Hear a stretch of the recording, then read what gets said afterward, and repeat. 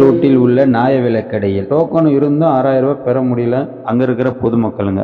காலையில 8 மணிலேருந்து 11 மணி வரைக்கும் அந்த சரஸ்வதி என்றவங்க லைன்ல நின்று இருக்காங்க. கிட்ட போனோடனே உங்களுக்கு காசு இல்லை, உங்க பேர் லிஸ்ட்ல இல்லை என்ன சொல்லியிருக்காரு. ரேஷன் கடையில் பேரு தான் இல்லைன்னு சொல்லிட்டாங்க. உடனே கார்டை வேற வாங்கி கைரேகை வைக்க சொல்லியிருக்காங்க. ஏன் வச்சுட்டாங்க, சைனும் போட சொல்லிட்டாங்க. போட சொல்லிட்டு உங்களுக்கு காசு இல்லைம்மா அப்படின்னு சொல்லி திருப்பி அனுப்பிச்சிட்டாங்க. அந்த கைரேகை வாங்கிட்டாங்க, இந்த கையெழுத்தும் வாங்கிட்டாங்க. ஒரு ஆளு பக்கத்துல குசு குசுன்னு பேசாரு, கொடுத்துடலாமா அப்படின்னாரு ஒரு ஆளு. அது என்னன்னா அவங்க 3 பேருமே பேசிக்கிட்டாங்க. அது என்ன பேசுனானே தெரியாது. கொஞ்ச நேரம் கழிச்சு பாத்தீங்கன்னா அவங்களுக்கு 6000 ரூபாய் வாங்கின மாதிரி ஒரு மெசேஜும் வந்துச்சு. ஏயா இன்னும் அந்த காலத்திலேயே இருக்கிறீங்களா?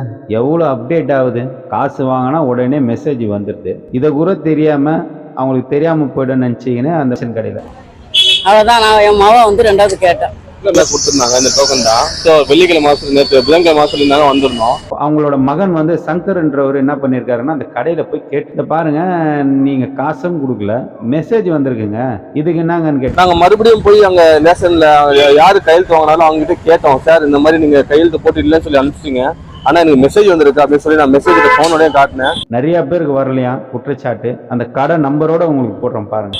அவர் என்ன சொன்னாரு அப்படின்னா, இல்ல தம்பி நாங்க பின்னாடி தனியா எழுதி வச்சிருக்கோம், அது கரெக்ட் தான், உங்களுக்கு மெசேஜ் எல்லாம் வரும், ஆனா காசு உங்களுக்கு அதனால உங்களுக்கு அந்த மெசேஜ் வந்திருக்கும் அப்படின்னு அந்த கடைக்கார் கொடுக்குற 6000 ரூபாய் பொதுமக்கள் துட்டை கொள்ளடிக்கிறாங்க பாத்தீங்களா. ஒரு வெள்ளை பேண்ட்டும் வெள்ளை சட்டையும் போட்டிருந்தாரு.